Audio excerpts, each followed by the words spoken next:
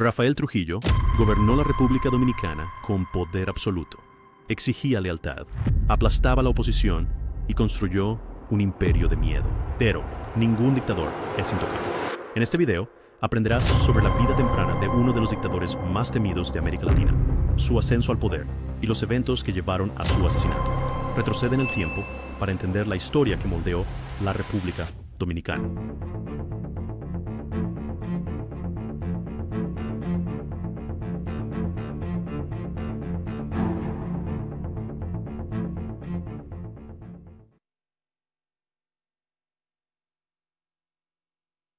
Imagina una nación en una encrucijada, su destino tambaleándose entre la esperanza y la incertidumbre. El año es 1924.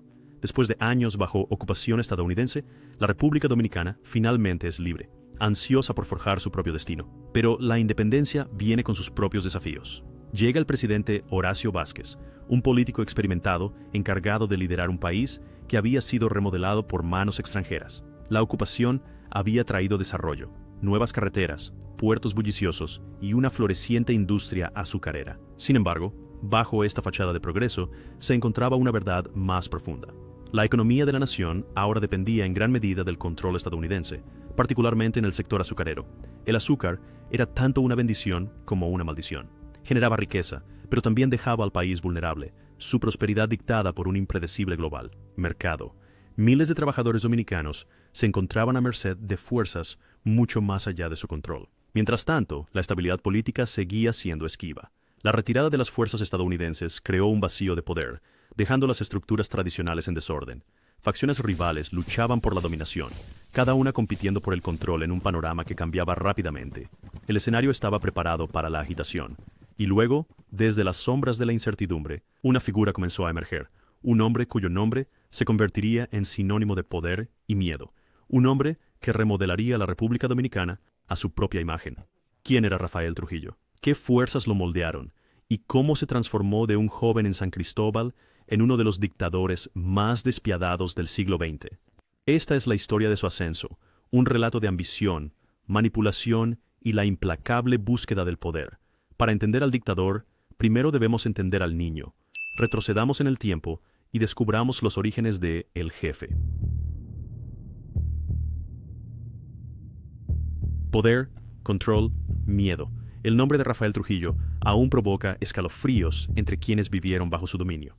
Pero, ¿cómo un niño nacido en un pequeño pueblo dominicano llegó a convertirse en uno de los dictadores más temidos del siglo XX? En el pueblo de San Cristóbal, en el corazón de la República Dominicana, nació un niño el 24 de octubre de 1891. Su nombre era Rafael Leónidas Trujillo Molina, el tercero de 11 hijos en una familia modesta. Sus comienzos fueron ordinarios. Por lo tanto, pocos podían haber predicho el oscuro legado que dejaría atrás. Trujillo asistió a escuelas locales, pero, como muchos de sus compañeros, dejó la educación formal temprano. Encontró trabajo en la industria azucarera, que dominaba la economía dominicana. Pero cortar caña bajo el calor sofocante no era el futuro que imaginaba para sí mismo. Por lo tanto, buscó poder donde quiera que pudiera encontrarlo. Se dedicó al crimen, uniéndose a bandas conocidas por robar ganado y participar en actividades ilícitas. Estas primeras experiencias le enseñaron una lección valiosa. Lección: en un mundo dictado por la fuerza y el ingenio, a veces era necesario doblar las reglas. Pero el destino tenía algo diferente reservado para él. La ocupación estadounidense de la República Dominicana trajo cambios radicales. Uno de los más significativos fue la creación de la Guardia Nacional en 1917, una fuerza destinada a traer orden al país. Por lo tanto, se convirtió en una oportunidad dorada para jóvenes ambiciosos que buscaban ascender en la escala social y militar. En 1918, gracias a su empleador y conexiones familiares, Trujillo consiguió un puesto en la Guardia Nacional. El mayor James J. McLean, amigo del tío de Trujillo, desempeñó un papel crucial en su reclutamiento. Su mente aguda y dedicación inquebrantable rápidamente llamaron la atención del oficial de la Marina de los Estados Unidos, Richard Malcolm Cutts.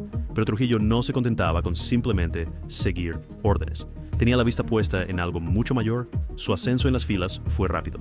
Para 1919 fue ascendido a segundo teniente, entrenando extensamente con los Estados Unidos. En 1922 comandó la 10ª Compañía de la Guardia Nacional en San Francisco de Macorís. Sus superiores elogiaron su disciplina y mente táctica. y para 1923 había asegurado el rango de mayor, supervisando el primer distrito militar. Su rápido ascenso, no coincidencia. El ejército dominicano aún estaba en su infancia. Por lo tanto, era un entorno propicio para alguien con ambición y un impulso incesante por el poder. Trujillo reconoció que la inestabilidad causada por la ocupación americana era su oportunidad para hacerse un nombre. Pero simplemente ascender en las filas del ejército no era suficiente para él. Mientras la República Dominicana luchaba por reconstruir su ejército, Trujillo ya estaba planeando su próximo movimiento. Había asegurado el poder dentro de las filas. Por lo tanto, comenzó a visualizar un camino hacia un poder aún mayor. Control. Pero para lograr su objetivo final, necesitaría más que destreza militar. Necesitaría dominación absoluta. Entonces, como un joven oficial, una vez involucrado en pequeños delitos, se transformó en uno de los dictadores más despiadados del siglo XX. ¿Siglo? La respuesta radica en su capacidad para aprovechar oportunidades, manipular a quienes lo rodeaban y aplastar a cualquiera que se interpusiera en su camino. Su ascenso apenas estaba. A finales de la década de 1920, la República Dominicana era una nación al borde de la transformación. La agitación política sacudía al país, creando la tormenta perfecta para que alguien tomara el poder. Por lo tanto, mientras el caos reinaba, un hombre vio una oportunidad, un hombre que había estado esperando en las sombras, orquestando su ascenso con paciencia y precisión. Rafael Leónidas Trujillo, el presidente Horacio Vázquez, estaba luchando por mantener el control. Las dificultades económicas habían debilitado su control sobre la nación, pero donde otros veían inestabilidad, Trujillo veía una oportunidad para afianzar su influencia. Se alineó con una figura política prominente, Rafael Estrella Ureña, un hombre ansioso por derrocar al fracasado presidente. Estrella Ureña necesitaba apoyo militar para asegurar su éxito. Por lo tanto, recurrió a Trujillo, el comandante en ascenso dentro del ejército dominicano. Hicieron un acuerdo. Trujillo aseguraría que el ejército permaneciera neutral durante el levantamiento, pero a cambio garantizaría su propio camino al poder. El 3 de marzo de 1930, Estrella Ureña se declaró presidente interino y Trujillo fue nombrado jefe tanto de la policía como del ejército. Trujillo, ahora el hombre más poderoso del ejército, se convirtió en el candidato presidencial de la recién formada Coalición Patriótica de Ciudadanos. Pero no tenía intención de jugar limpio. Trujillo utilizó su influencia militar para aplastar a su oposición política. Los candidatos rivales enfrentaron acoso e intimidación constantes. La presencia de soldados armados en las urnas enviaba un mensaje claro. Trujillo era la única opción. Pero su ascenso al poder no fue solo político. Manipulación. Fue una conquista calculada. Cuando llegaron los resultados de las elecciones, Trujillo aseguró un asombroso 99% de los votos. Con esto, su control sobre el país se consolidó.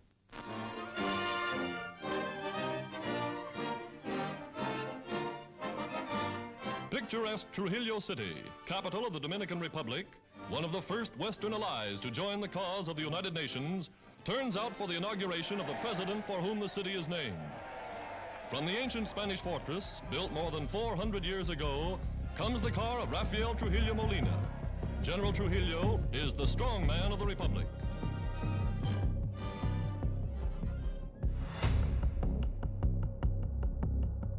Pero esto fue solo el comienzo de su transformación de la República Dominicana. 2 semanas y media después de asumir el cargo, la catástrofe golpeó. El huracán San Zenón arrasó Santo Domingo, matando a más de 2,000 personas y dejando la capital en ruinas. Con la ciudad en crisis, Trujillo aprovechó la devastación, declaró la ley marcial y lanzó una masiva campaña de reconstrucción. Pero su respuesta no se limitó a la reconstrucción, sino a consolidar su legado. Trujillo aprovechó el desastre para remodelar la nación a su imagen. Rebautizó la capital como Ciudad Trujillo, integrándose a la identidad del país. Calles, monumentos y edificios públicos fueron dedicados en su honor, y, con cada día que pasaba, su control del poder se afianzaba y su gobierno se volvía más opresivo. La República Dominicana había sobrevivido a la tormenta, pero se avecinaba una nueva. Trujillo había tomado el poder, manipulado unas elecciones y utilizado un desastre natural para afianzarse como el gobernante supremo. Su culto a la personalidad creció, eclipsando todos los aspectos de la vida dominicana. Pero ¿cómo era la vida bajo su reinado? ¿Cómo influyó su dictadura en la vida cotidiana de los dominicanos y qué secuelas dejó?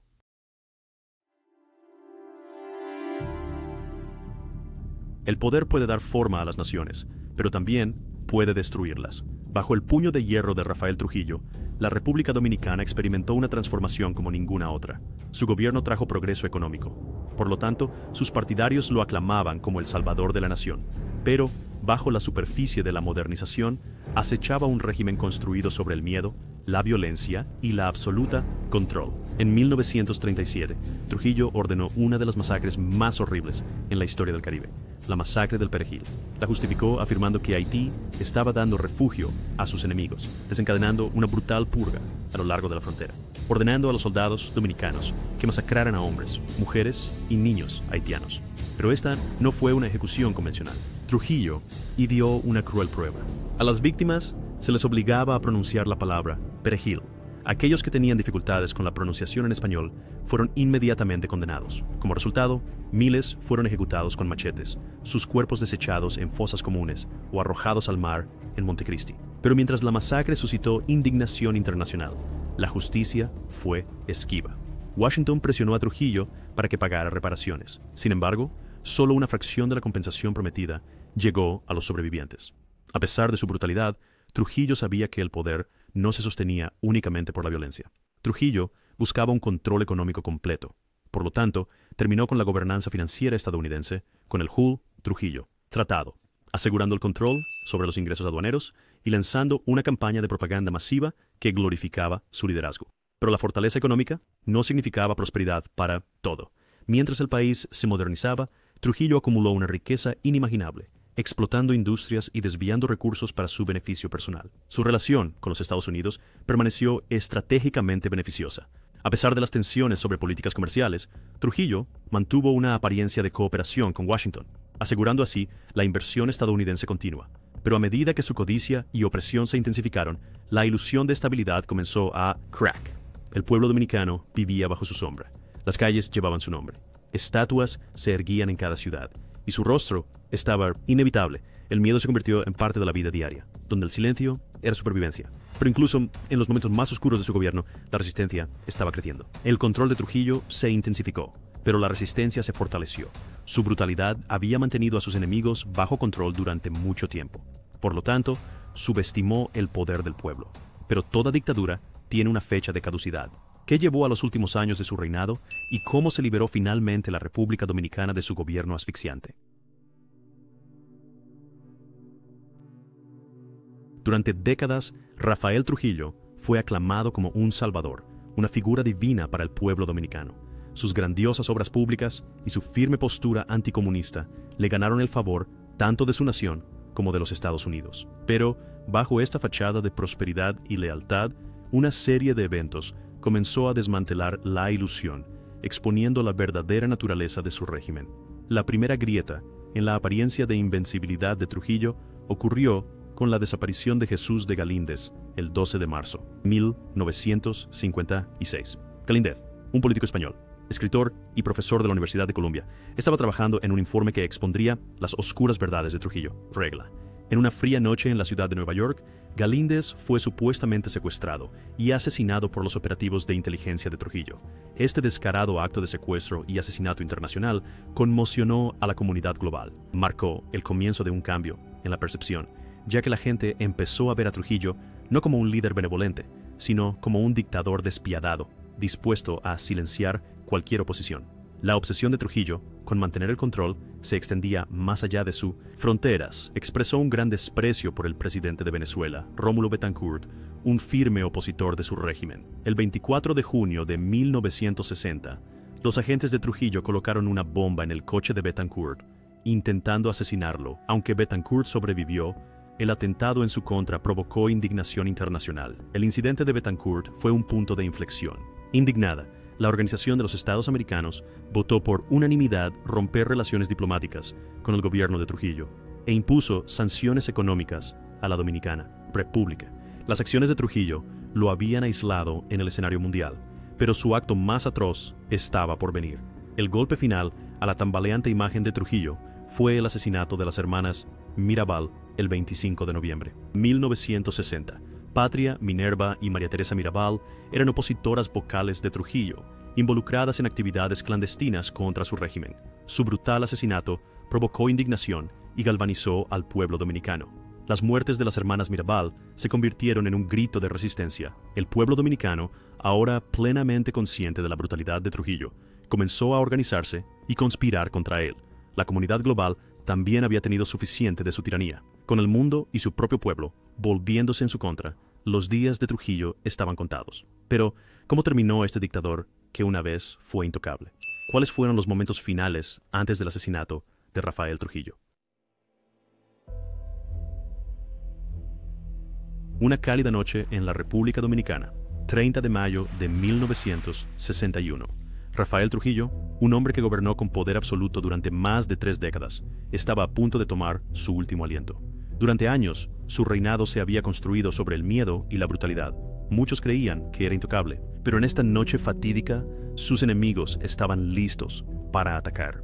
Un grupo de conspiradores decididos, el general Juan Tomás Díaz, el general Antonio Imbert Barrera, Amado García Guerrero, Antonio de la Maza, Roberto Pastoriza, Salvador Estrella Sadoulas y Pedro Livio Cedeño, tenían una misión: asesinar al dictador y liberar a su nación de su agarre. Prepararon una emboscada en un tramo solitario de la carretera cerca de San Cristóbal. Pero incluso los planes más meticulosamente elaborados pueden desmoronarse en el caos del momento. Cuando el coche de Trujillo se acercó, los asesinos abrieron fuego, poniendo fin a su reinado de terror en cuestión de segundos. Pero la victoria estaba lejos de ser asegurada. Los conspiradores habían eliminado a Trujillo. Esperaban una acción rápida para tomar el control. Pero el general José René Román Fernández, conocido como Pupo Román, no actuó sobre la contingencia. Planes. La falta de liderazgo creó un vacío peligroso. Por lo tanto, la temida agencia de inteligencia, el CIM, dirigida por Johnny Aves y Roberto Figueroa Carrión, contraatacó con brutalidad. Pero la resistencia ya se había puesto en marcha. El hijo de Trujillo, Ramfis Trujillo, regresó de París para vengar a su padre.